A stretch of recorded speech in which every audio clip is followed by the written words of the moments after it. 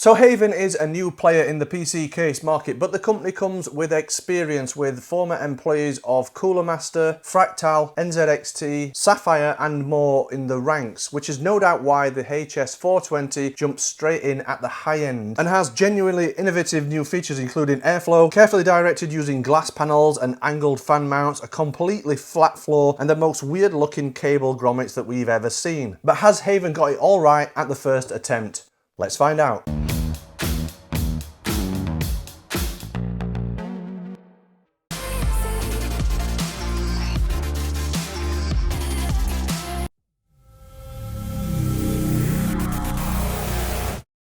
So the new HS420 PC case from HAVN actually comes in two different versions. There's the standard HS420, which includes a GPU anti-sag bracket, and then this one, which is the HS420 vGPU. It's vGPU because it supports vertical graphics card mounting, and it comes with everything needed to vertically mount the graphics card. Surprisingly, you can't buy the different parts for the different cases. So the vertical mounting isn't available separately. So if you bought the standard HS20, then at a later date decided you wanted to switch to vertical mounting, you wouldn't be able to buy this. So really, you need to be careful with your choice when you're buying this and make sure you make the right choice when you make the purchase. The cases are available to purchase now. They have an MSRP price of $199 for the standard version and $269 for the vGPU version. In the UK, you can pick these up from Overclockers UK. The standard version is priced at £199 and the vGPU version is £269. We have samples of both the standard and the HS420 vGPU, which is this one, and this is the one that we will be concentrating on in this review. The HAVN HS420 is designed to deliver unrivaled central GPU airflow in a dual chamber design while maintaining regular mid-tower dimensions and supporting powerful fan layouts and radiators. It features a uni-sheet heat-formed curved glass panel spanning the side and front of the case for a fully panoramic view of the system. The Simply cable management system keeps cables neatly organized with help from an integrated PWM fan hub, and a customizable space at the side can be used for storage, additional cooling, or for displaying your own creative ideas. So this is technically a mid-tower ATX case, but HAVN does class it as a dual chamber case. It's not so much like the traditional dual chamber style like the Lian Li O11D or the Montec King 95 or that kind of style where there's two completely separate chambers of kind of similar sizes that span the whole of the case. This is more like something along the lines of the Phanteks MV7 with the power supply on its side and a long but thin power supply shroud. Dimensions of the case are 541mm long by 259.5mm wide by 547mm tall. So this will suit somebody that perhaps wants the dual chamber look and that kind of aquarium or fish tank style with the wraparound glass, but doesn't quite have the width for a dual chamber case on the desk or wherever they're thinking of putting this case. Be ideal for that scenario. Some really interesting features in this case that we want to take a look at. On the front I/O is a single USB 3.2 Gen 2 Type-C port, two USB 3.2 Gen 1 Type A ports, a combined 3.5mm audio jack, and power and reset buttons. So only two USB Type A ports. That's quite sparse for a case of this size and in this price range. And the front I/O is mounted on the top of the case towards the front, so it's probably not the most accessible for somebody that might have the system at the side of them on the desk and it can't be moved or switch places like it is in something like the O11D. It's really quite smart how the case has been designed and how the panels are removed. Top panel needs to be removed first, and it's got this little tab that's made from fabric on the top. It's really good quality fabric, really thick. That's not something that looks like it's going to fray and look worn very soon. And then you can see, because this long vents that span the whole of the top panel, it's made out of steel, the top panel. Then it also has a plastic inner frame, magnets to hold it in position, and some quick release hooks at the front. And integrated into the top panel is the dust filter, so you have to remove the whole panel for cleaning, which is really simple because it's removed tool free. Then to remove the other side panels, there's a series of screws that go all the way around the perimeter of the top. You have to take out all these screws first before removing the side panels. So to remove the glass side panel, this is all one piece, this side panel, and it features a very tight curve at the front, an even tighter curve than the Montech King 95, so 4 screws to remove out of there. Then you get these really handy kind of warning labels or instruction labels on here showing you the best way to remove the panel, and it kind of slides upwards and forwards to remove it all at the same time. It's a really nice action to remove that. It comes out quite easily once you get the hang of it. You can see the radius on there on the glass is really quite a tight 90-degree radius. If I spin that panel around, you can see these little kind of wheels hook and slide into there, which keeps it really tightly in position. And also it's good to see those mounting screws. If you need to transport the case, good to put those screws back in just for some extra security. You notice the tempered glass side panel, it's completely clear. There's a couple more screws to remove to take the right hand side panel off. So take both of those screws out, and then that just pops out again. It's held in place with a couple of magnets on the frame, and it integrates a dust filter on here, nylon dust filter, and then it's got the same slotted vent style as the top panel. Again, this feels really high quality. It's a steel panel. The way it's folded means it doesn't bend too much, and then it's got this plastic part that's integrated in there, gives it a bit more structure, and the filter is also attached to that. So again, remove the whole panel to clean the dust out of this filter. The only removable dust filter is in the bottom of the floor.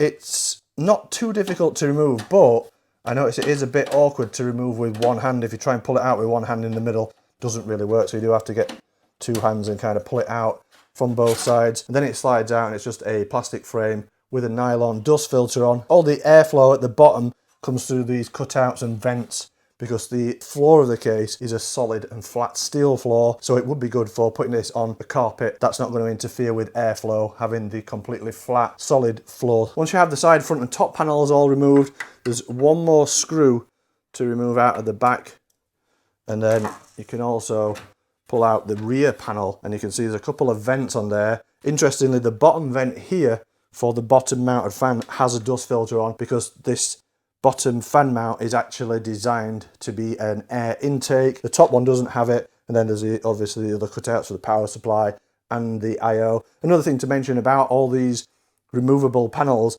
is they all have anti-vibration rubbers. Even this one here, where there's some flex in the back of the panel, that's got anti-vibration rubber on as well. So a lot of the fine details have been thought of in the design process of this case. It is looking really good in terms of the build quality. And even when you've got all the side panels removed, one of the tests I like to do is this front corner test to see how stable it is and how strong that front corner is. And I'd probably say that's up there with something like the King 95, King 65 in terms of strength. Much stronger and less flex than some of the height cases, the height Y60, height Y70, probably the worst cases for that. So it's a really sturdy, high quality field build. As a world-leading manufacturer, CyberPower PC UK expertly builds each PC with the largest range of parts available in the UK. We handle all your packages with care and ship them directly to you on next day delivery. Visit cyberpowersystem.co.uk. So let's get on to some specifications. The motherboard support in here is up to E80X. So that includes E80X, ATX, Micro ATX and ITX motherboards. The only thing I can say about E80X support is the width here will be blocking some of the cable grommets, so I'd probably say an ATX board will look best in here, but obviously having the space at the side, it does support E80X. The case also supports graphics cards up to 470mm long and 195mm tall, and CPU coolers up to 185mm tall. So this is the HS420 vGPU version. That means it comes with a vertical graphics card mount, which is all this steel part here, and it also comes with the riser cable. HAVN says this is a PCIe Gen 5 riser cable. This bracket can be adjusted in and out, so depending on the width of the graphics card, how close you want it to the glass or how far away you need it to be, or how close you want it to the motherboard, you can adjust that quite easily there, and it's just a couple of thumb screws that hold it in place. All the thumb screws I did notice are extremely tight from the factory, so you do have to use a screwdriver for the initial loosening. In the standard version, it just comes with a flat radiator tray or fan tray on the floor of the case, but in the vGPU version, it comes with these angled fan mounts on the floor. This can be removed for installation, so there's just a screw at the back that you need to take out. Remove that, and then that just pulls out. You can mount your fans onto there and then pop that back in position. Again, you can see this has got all the anti-vibration rubbers where there's contact between this and the case. On there, it's just 140mm fan mount, so 3 140s will fit on there. Doesn't really support a floor mounted radiator because the angled bracket, you wouldn't have the width to get a radiator and fans in. It'd be up against the side glass or beyond the side glass. The top radiator or fan bracket can be removed too. There's a couple of screws holding that in place. Remove both screws and then that just pops out quite easily. Again, the screws have anti-vibration rubbers, and the little mounting pegs, they also have anti-vibration rubbers on those. On here, you can install up to 3 140, 3 120mm fans, or up to a 420mm radiator, so a 280, 360 or 420 will fit on that bracket. At the back of the case, there's space for 2 fans. As I say, the bottom one has the dust filter on the back panel, so potentially that's designed for intake, and the top one doesn't have a dust filter, so that's designed for exhaust. You can install either 140 or 120mm fans in there. And there's also this space down the side of the motherboard tray. Currently it has these cages on for hard drives that say storage on, but you can remove those and you end up with another fan mount that supports up to 3 140s, 3 120s, or up to a 420mm radiator. So again, 280, 360 and 420s can fit in there. The cable grommets in here are probably the most interesting looking ones I've ever seen, or the weirdest looking ones. They have these kind of flappy bits and you just push the cables through there, and then you can move these cable clips up and down to hold cables into position. You've got the grommets down the side of the motherboard tray, on top of this power supply shroud as well to feed up cables to the bottom of the motherboard, and then at the top here they've all got those weird looking cable grommets on there. Be interesting to see how they look when there's an actual system built inside of the case. I've already spoken about the back of the case, couple of fan mounts top and bottom, rear cutout for the motherboard I/O, and then the PCIe slots. In the standard HS420 there's 6 horizontal slots. In the vGPU version there's 4 vertical slots. Then at the bottom here, space for the power supply. This side of the case is quite clever too. As I said earlier, there's this mount down the side here. A couple of screws remove this. So just 2 screws to remove from the top, and then one at the side here. And then that just pops out. And then on here, you've got 4 of these storage drive cages. Inside there, you can either fit 2 2.5-inch SSDs or hard drives, or one 3.5-inch drive. So potentially, you've got 8 2.5-inch SSDs that can be installed in here, or 4 3.5-inch drives. If you want to remove these to install fans or radiator, it is quite a time-consuming job actually, because each of these cages has 2 screws holding it in position. This could have been improved, I think. Maybe if these were just some kind of quick release device on these, or if they just were held in with a single thumb screw, would have been a lot better. And then if you need to install a 2.5-inch SSD in here, there's a couple more screws to remove again. So for 2.5-inch drives, you need to take 2 more screws out, and then the inner bracket removed. So if you are installing drives in all of these, it's a lot of work, quite a lot of time to fill all these and remove all the screws, put the screws back in with the drives, and then to put it back in position. Again, anti-vibration rubber dampers here, and there's also a couple of cable straps there, so some Velcro straps for cable management of your drives or the fans that you've got installed in there. A really nice feature that I can see on this side of the case is these little guides telling you where to route your cables. So this one says this is recommended for 24 pin, this one is recommended for front I/O, USB, etc. I like to see that. If there's a novice builder in here that maybe doesn't know how to route cables, there's a nice guide there telling you how to do it. Some really good channels as well for cable management here, kind of like a plastic frame that's attached to the back of the motherboard tray, and it's got several Velcro straps on these different channels for managing cables. So cable management really looks good in the case. Again, you can see these clips that can slide up and down, so you can push your cables through and maybe hold them in position with those clips. And then at the bottom of the case here is the power supply shroud. You can install an ATX power supply up to 220mm long in here. Neither the standard case or the vGPU case come with any fans, but they do come with a couple of fan hubs. So there's a 6-port PWM fan hub here and one down here. That one will be ideal for connecting top fans to. This one will be ideal for connecting side fans and bottom fans too. What I would have liked to have seen is an ARGB hub in here too. Been good if those were PWM and ARGB, but they are just PWM control. On the floor there isn't much to it at all. It is just a completely solid steel floor. There's a bit of an indentation here to support the power supply, but there isn't really much else here except for just these 4 rubber anti-vibration feet. With the HS420 vGPU, there's a couple of accessory boxes. So there's this glass panel that comes in one that attaches to this angled fan mount, and then when you've got that in the case, that acts as kind of a deflector for airflow. It deflects the air towards the main glass panel and then back to the GPU. HAVN believes that this is the best case for GPU airflow. Another accessory kit that comes with both cases is in this box. So there's actually a VESA mount here for mounting displays. So on this side mount, if you don't want to use it for storage or for cooling, you can put this VESA display mount there and perhaps have a huge LCD panel in there. There's also a pair of gloves for building the system using.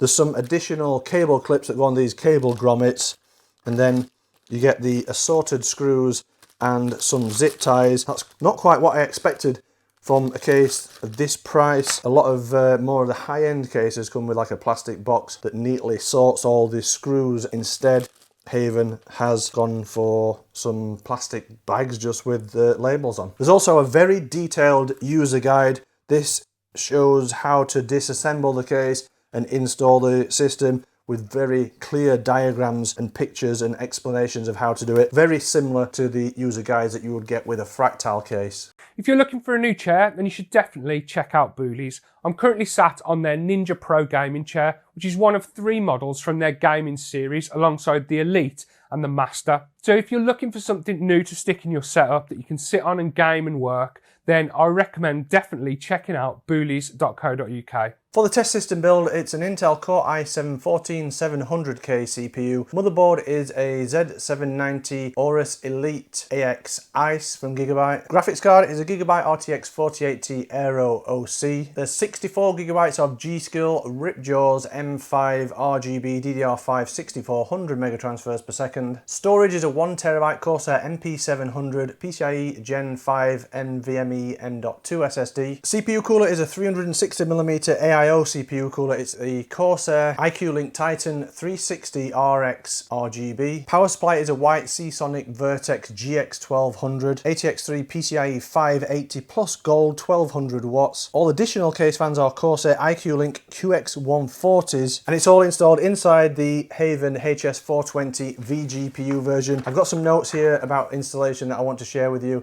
in a moment, but first let's take a look at the thermal performance. If you want to check out the full testing methodology, there's a written review page over at kitguru.net. All the testing methodology is on there. For the thermal load, it's a combined Cinebench R23 and 3D Mark Speedway stress test run simultaneously for 30 minutes. We tested the case using a 360mm AIO CPU cooler mounted in the roof of the case and with various fan configurations. The default configuration shown in the charts is with the 3 angled fans on the floor, the vGPU glass in place, rear intake and exhaust fans, and no side fans installed. The default case configuration, either with or without side fans installed, produces the best GPU thermals with both configurations at 41 degrees C over ambient. However, adding 3 side 140mm fans as intakes helps lower the average CPU temperature by 3 degrees C, so this is the optimal configuration for CPU and GPU thermals. Switching to a flat floor fan layout like the standard HS420 increases GPU temperature by 2 degrees C with the GPU mounted horizontally, and running the GPU vertically with flat floor fans adds another 2 degrees C to the GPU temperature. So all HAVN's efforts during R&D with the HS420 seems to have paid off with good thermal performance in default configurations. So there's a few things I want to talk about on the installation process of the HS420 vGPU. It's overall quite an easy and straightforward installation process. If you use the user guide, follow the instructions in there, you shouldn't have any problems. But there's a couple of things worth noting about the vertical graphics card installation and the angle fan brackets,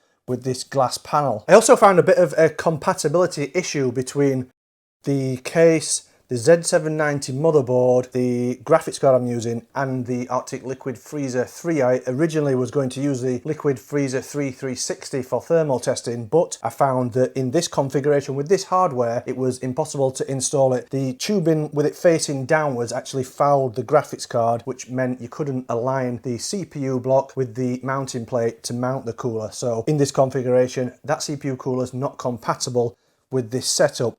Also, installing and removing the bottom angled fan bracket, it's quite difficult and fiddly if you've got the vertical graphics card in place. Probably shouldn't do it that way. It's better to remove the graphics card and then you've got more access to install the fans with the glass attached. The only problem with that, when you've got a full system installed in here with an AIO, particularly with tubes facing down at the bottom of the CPU socket, there's not much space to get the graphics card in and out. And also, once you've got the system built up, it's quite difficult to get the thumb screws in and a screwdriver to tighten them up. So it's quite an awkward process if you have to come and remove the fans at a later date. Maybe if you want to clean the fans, or if you want to swap to some different fans, it will require a fair bit of disassembly of the system. During the thermal testing and swapping the different fan configurations, I tried to speed it up a little by removing this bracket with the fans and the glass attached. 2 or 3 times I managed it, but you did have to force it in, it's quite tight. On the 3rd attempt, I actually cracked the glass on there, so I definitely wouldn't recommend trying to remove this bracket or install this angled fan bracket with the graphics card in place. Maybe there could be a redesign of that bracket, make it easier to slot into place, because you have to push it in at quite an angle to get it locked in at the front of the case. Maybe there could be a redesign of that, or maybe glass isn't the best material to use for this. It's quite thin glass and it did break quite easily. A couple of other things to mention about installation. These storage drives, there's a lot of screws involved to take those out and to replace those for fans. 2 screws per drive caddy, plus another 2 screws for the 2.5 inch bracket inside those cages. So it's quite a long process. That could be made a bit quicker, maybe just a single thumb screw to hold them in place, or some kind of quick release mechanism would be a good idea. It'd be nice to see something like that, especially with this case being quite expensive. The other thing as well, there's no back connect motherboard support, so there's no support for motherboards like MSI Project Zero and Asus BTF. Again, I would have liked to have seen that in this case. It's a brand new case, it's quite expensive, it's high end. It's a feature I would have liked to have seen, which isn't in the case. And a very minor thing as well, I noticed when using these Corsair IQ Link fans, one of the cutouts on the back, which I wanted to feed the bottom fan cable through, it wasn't actually big enough to be able to feed the IQ Link cable through. Again, it's something that probably most people won't come up against, maybe not using these fans. The issue I had breaking the glass on that angled bracket, again, the majority of people who buy this case and just do one initial install in there and then don't touch it, never going to run up against that problem. So it's not so much of an issue. It's definitely my fault that I broke the glass trying to save time and not do it in the correct way. But it could be improved, I think. Other than that, it's a really nice case. The build quality is exceptional. It's probably one of the best build qualities I've seen in all cases that I've reviewed and all cases that I've used in the past. It's really up there with some of the high quality Fractal and Lian Li and Be Quiet cases, possibly even better than all of those in terms of the build quality. I'd like to see a bit more on the front panel connectivity, just 2 USB Type A ports, not quite enough on a case of this size and in this price bracket. As I say, it's a really well built case. Thermal performance is good in either configuration. It's quite expensive, but it is a really high quality product that works well. So that's the HAVN HS420 vGPU. Let me know what you think of the case in the comment section. If you've enjoyed watching the video, don't forget to give it a thumbs up and hit the subscribe button if you're not already subscribed to Kit Guru. If you enjoy what we do here at Kit Guru and you want to help support us, you can always head over to the store, pick up some of our merch, or you could even subscribe to our Patreon. And as always, if you want to catch up on all the in-depth technical reviews, head over to the website.